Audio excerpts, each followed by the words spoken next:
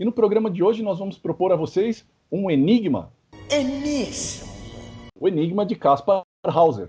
Todas perguntas.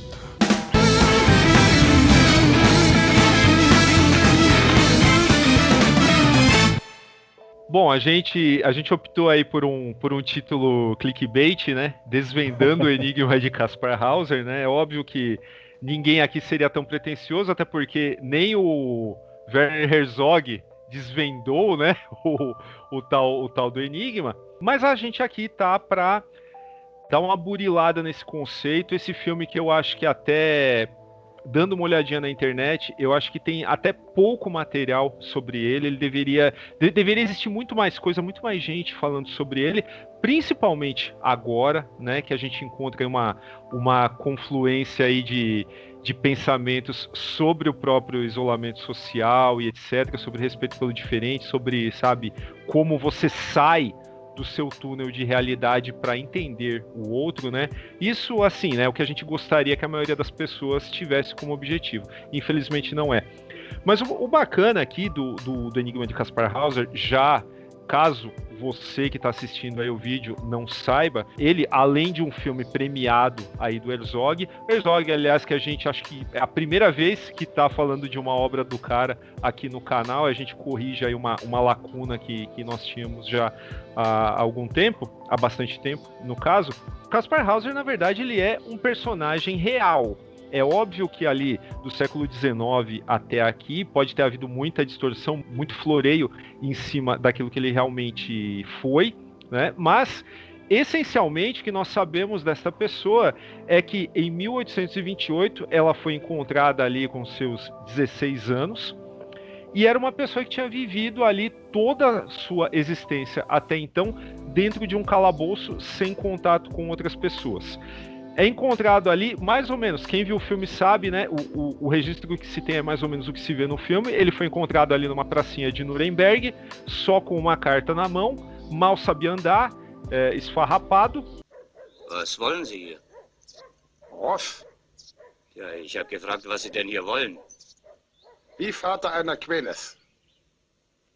É desnecessário aqui a gente se deter muito em elogiar as qualidades visuais e narrativas desse filme, porque ele é uma obra de fato irretocável, tanto no sentido cinematográfico quanto no sentido assim profundidade intelectual. Então é melhor que a gente se detenha mais na discussão que o enigma de Kaspar Hauser propõe para todos nós, que é uma discussão, na verdade, que não nos é estranha, mesmo aqui como na falta de um termo melhor novamente, exploradores da cultura pop. Vez por outra a gente cai em algumas coisas que dá pra gente relacionar com a jornada do Kaspar Hauser, né? Que é, por exemplo, a gente falou do Ayako, do Osamu Tezuka, que tem muito a ver com essa questão do isolamento social. Old Boy, do Chan-wook Park, que lida com o isolamento de alguma forma, também traga esse conteúdo aqui para nós. Mas eu acho que um outro fato que é muito importante para nós e muito caro até nesse momento aí de redescoberta de certos autores de antigamente, que para nós é bastante interessante, é a relação do lance do bom selvagem, né? Que a gente encontra até no próprio Conan, né? Esse conceito russoniano, que é muito característico aí de vários outros personagens, né? O Conan não é uma exclusividade nesse caso, mas aqui no Kaspar Hauser a gente encontra um outro enfoque para a gente investigar esse tipo de coisa. Então não é só a questão do filtro social, do construto social que molda uma pessoa suprimindo sua própria natureza, mas é também a questão de você, das outras pessoas que estão dentro desse construto social, conseguirem alargar seu horizonte e olhar para uma pessoa que não faz parte daquele mundo, sei lá, não digo acolhê-la, mas pelo menos compreendê-la, né? Coisa que a gente vê no filme não é o que acontece, né? Eu acho legal que você citou outros exemplos restritos em espaços confinados, mas esse arquétipo do isolamento funciona também até para um personagem como o Tarzan, que embora não tivesse confinado num determinado espaço, ele estava completamente isolado da sociedade, e que no fim das contas é o principal tema do Kaspar Hauser. É legal você ter trazido tanto o Ayako quanto o Old Boy, porque é o mesmo experimento com uma análise diferente, com uma proposta, vamos chamar assim, é o mesmo experimento utilizando uma metodologia diferente. Porque em Yayako a gente tem uma proposta artística que é mais política, uma exploração mais política por parte do Tezuka, enquanto em Oldboy a gente tem uma exploração que é mais moral. Já em Kaspar Hauser, nem tanto nenhuma das duas. Existe, óbvio, um elemento moral, claro, principalmente na interação de uma pessoa que não tem referenciais sociais com pessoas que eventualmente podem abusar da possível história e posição do Kaspar Hauser, porque tal qual o personagem que existiu na vida real, havia essa possibilidade de que ele fosse herdeiro de famílias ricas, de que ele tivesse um certo status, e a sua completa ingenuidade em relação ao mundo, obviamente, permitia um certo tipo de exploração política ou moral por parte daqueles que conheceram, interpelaram ele no meio do caminho. Vielleicht sollte auf irgendeine Art und Weise selbst zu seinem Unterhalt beitragen. Man könnte das hier gezeigte... Eu, como espectador, nunca tive uma aproximação tão política e nem tanto moral com esse filme. Para mim é um filme que emana uma condição epistemológica e sociológica muito mais forte. Por que dá pano para manga? Você falou logo no começo, puta cara, eu achei isso muito legal de você já ter feito essa analogia, essa comparação com a condição do isolamento social, porque na verdade eu vou compartilhar uma experiência pessoal que aconteceu comigo.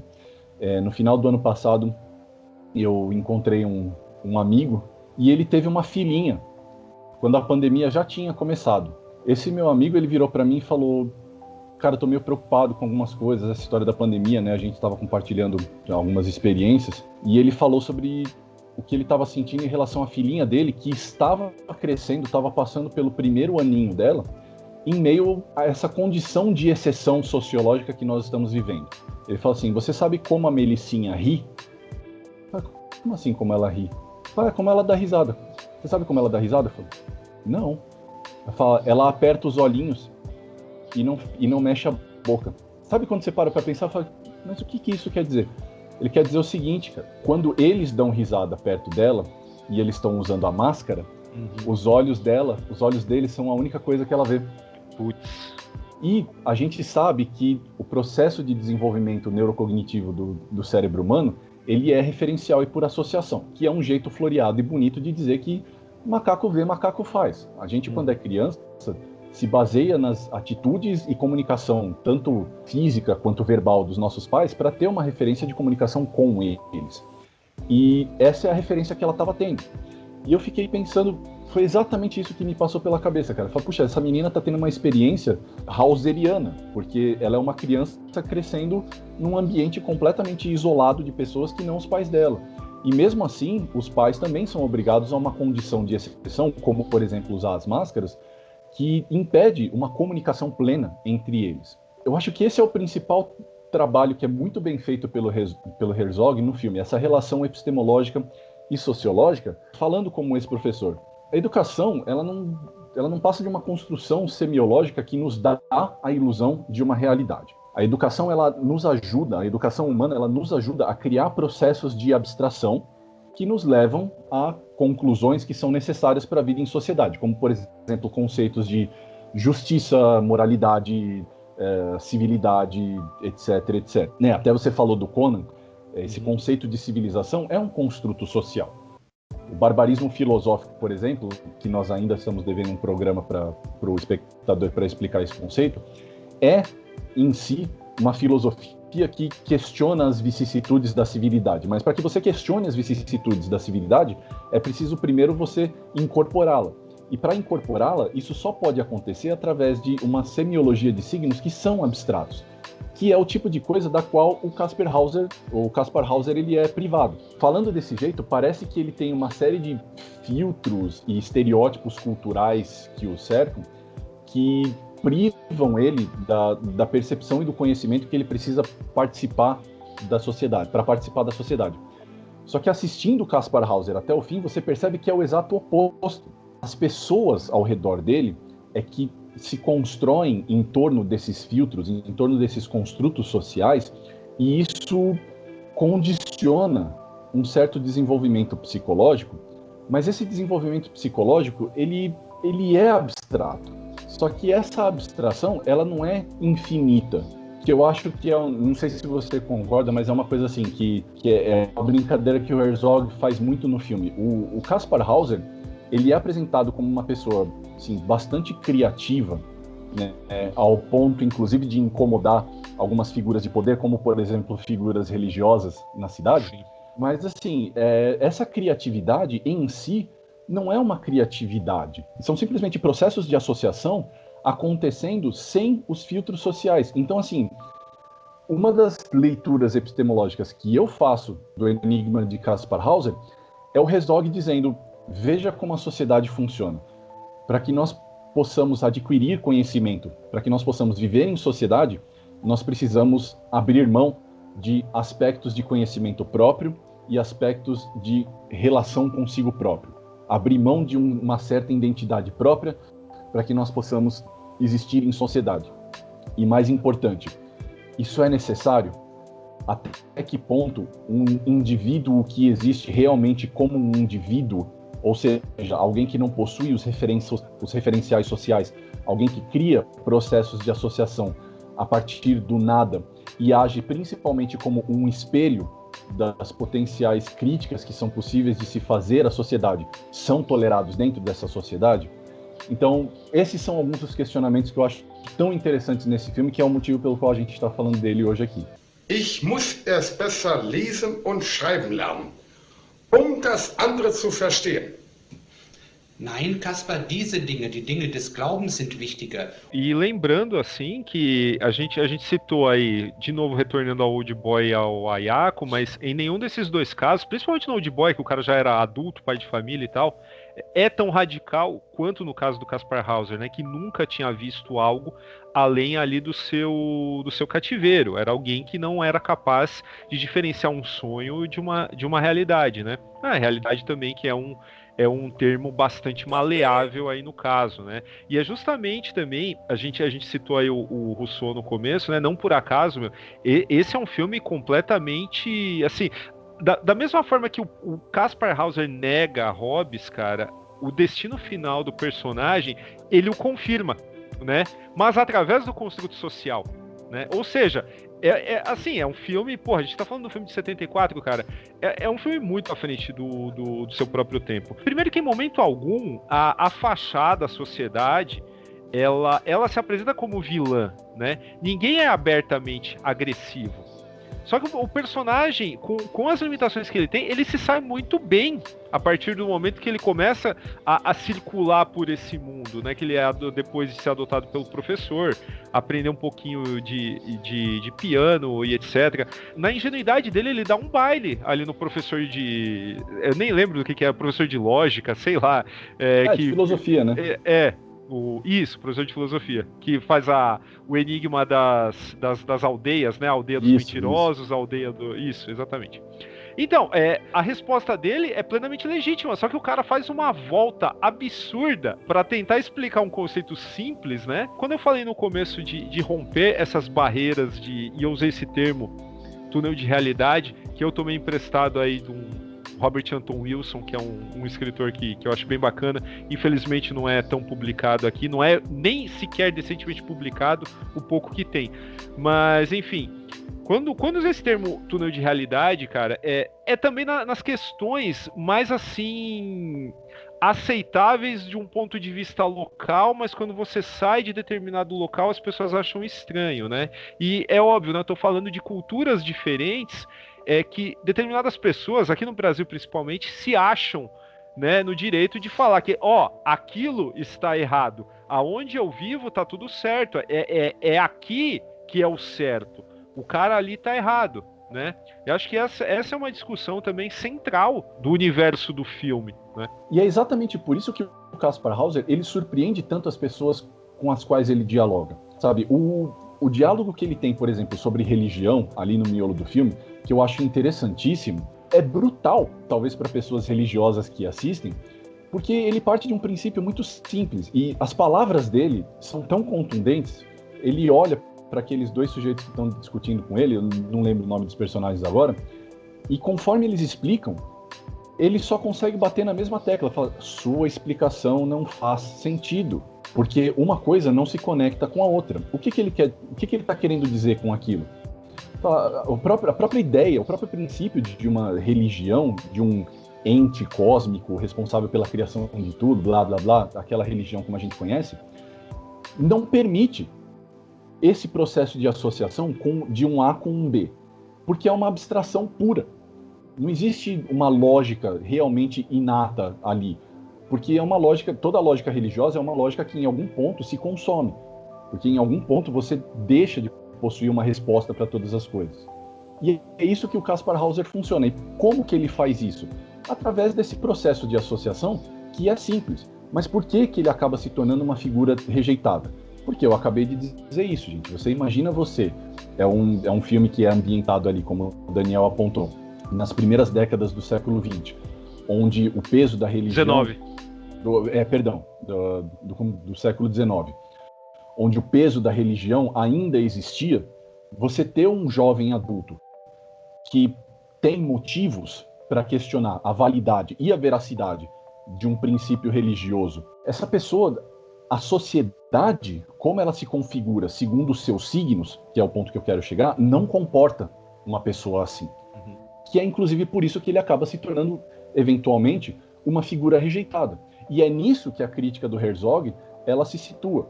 É nesse princípio semiológico, psicológico, pedagógico, epistemológico, lógico.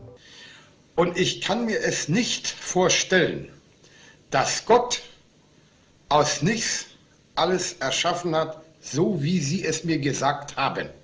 E ainda por cima, cara, a gente tem aí uma análise de uma sociedade assim que talvez nem fosse a intenção, mas pode se explicar uma série de males que vieram um século depois, não só na Alemanha, mas na Europa inteira, no mundo inteiro, quiçá, porque as facetas que você acabou de falar aí, embora você não tenha diretamente nomeado, o que você está falando, você descreveu o filme, mas a gente pode pegar, se a gente começar a dar nome aos bois, a gente vai ver o seguinte, a gente vai ver uma sociedade fortemente orientada por um princípio religioso, mas ao mesmo tempo vivendo o peso do racionalismo científico positivista, o que é altamente implosivo, não tem como. E aí você pega alguém que é quase 100% puro, espremido entre essas duas coisas, cara, assim, é surpreendente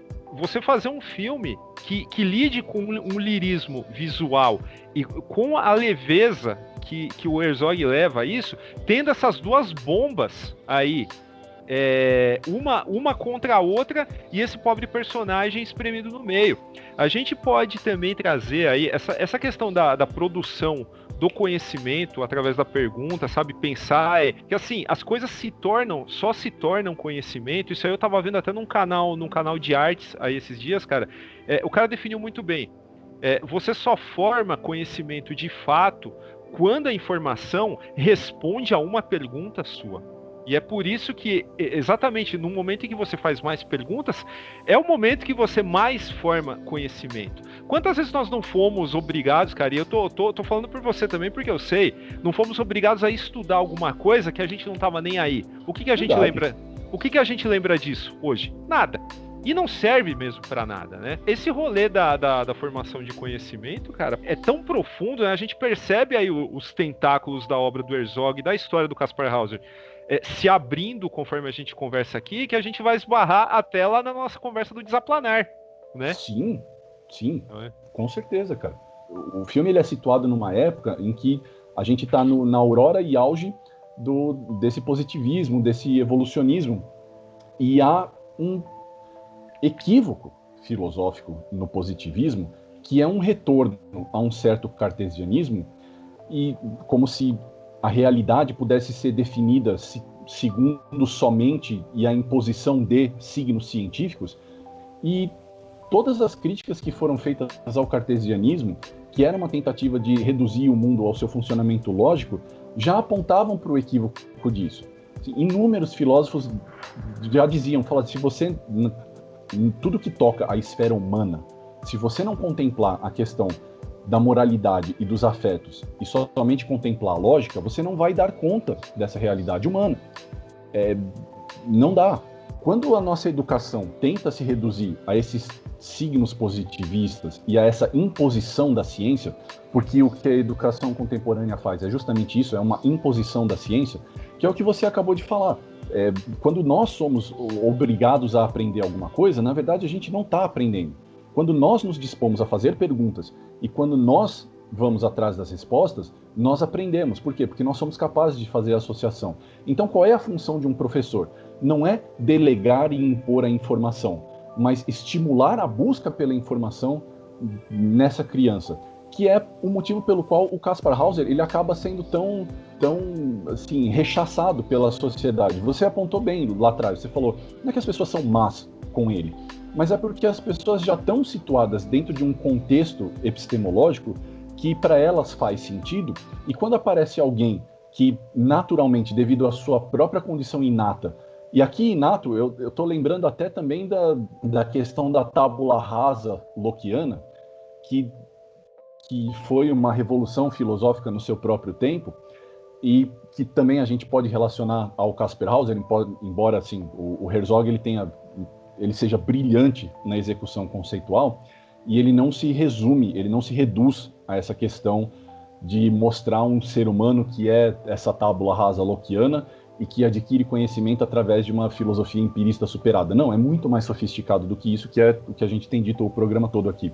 O Kaspar Hauser, para mim, ele acaba sendo um símbolo, né? Vê que não deixa de ser em si uma ironia gostosa, né? O Kaspar Hauser, o personagem que questiona símbolos e signos aceitados pela sociedade, não deixa de ser em si um símbolo e um signo sobre a maneira como a nossa educação ela precisa ser reavaliada, ela precisa ser pensada, ela precisa ser mais adequada à realidade humana, porque o positivismo e as filosofias pós-positivistas que a seguiram não dão conta disso. E vou lembrar ao amigo espectador que o Daniel já apontou lá atrás. É um filme de 1974, gente, tá? A gente está falando de um filme que não é de ontem. Herzog colocou, assim, reduziu numa obra de arte belíssima questionamentos, como eu disse, pedagógicos, psicológicos, epistemológicos, que são relevantes para a filosofia e para a pedagogia de todo o século XX e XXI já há décadas. E aqui, sendo um pouco mais, talvez, melancólico, não muita coisa evoluiu nesse sentido. Pelo contrário, o que a gente vive hoje no século XXI, no lugar de um enigma analógico de Kaspar Hauser, é um enigma digital, porque a ciência avançou ao ponto em que nós temos toda a informação do mundo disponível na internet, mas nossas crianças, nossos adolescentes e, por consequência, nossos adultos, não têm o estímulo da busca pelo conhecimento. Eles não têm em si a capacidade de pegar todas as informações do mundo que existem no universo digital e associá-las para criar algo que seja pertinente, para criar algo que seja relevante. E eu não acho que seja menos sintomático atribuir a essa dificuldade, a essa má formação pedagógica também esse tipo de caos de opiniões e ideologias que a gente vê brotarem na internet, porque é muito mais fácil você fazer associações sobre nada, que é uma opinião completamente não embasada, ou, como eu sempre digo aqui, faço questão de ensinar o amigo espectador, uma ideologia, porque uma ideologia é você olhar pelo mundo através do buraco de uma fechadura, você só ignora aquilo que não lhe é conveniente, é exatamente disso que o Kaspar Hauser está fazendo. É exatamente esse o ensinamento que o filme nos traz, e é por isso que ele permanece tão interessante e detesto cair nesse clichê de sempre, mas também tão atual. Só para finalizar, sem dar o spoiler, aquilo que você falou, a forma como você descreveu aí o mundo atual, não deve nada para a forma como o filme termina, né? Não vou dar o spoiler, né? Mas é a questão do positivismo científico elevado a uma categoria de religião, né? Só posso, para quem não viu o filme, assista e depois comenta aí. Ich möchte als Reiter fliegen. In einer blutigen Schlacht. Esse foi o nosso programa sobre o Enigma de Kaspar Hauser. Nós esperamos ter confundido vocês tanto quanto foi possível sobre isso. Não se esqueça de, caso você tenha gostado do vídeo, deixar aí o seu comentário. Não se esqueça de se inscrever no canal e ativar o sininho para receber uma notificação toda vez que um vídeo novo for ao ar, às nossas quartas-feiras. Não se esqueça de procurar a gente no nosso site, formigaelétrica.com.br. Não se esqueça de procurar a gente nas nossas redes sociais, Facebook, Twitter, Instagram, onde a gente é @formiga.elétrica. E caso você queira comprar o filme depois de ter assistido o nosso vídeo, você também pode dar um clique no link aí embaixo, onde você vai comprar este maravilhoso DVD da Versátil. Eu não sei se é esse aqui, tá? Essa versão é meio antiguinha, mas você ajuda a gente com uma contribuição bem bacana. E caso você queira contribuir ainda mais, você pode ajudar a gente no Apoia-se, apoia.se/Formiga Elétrica, onde você pode contribuir com o que você quiser ou você puder. É isso e, Daniel, até semana que vem. Fica o enigma. Eu acho que isso não é um enigma, cara. A gente nunca falha. Beleza. Tchau.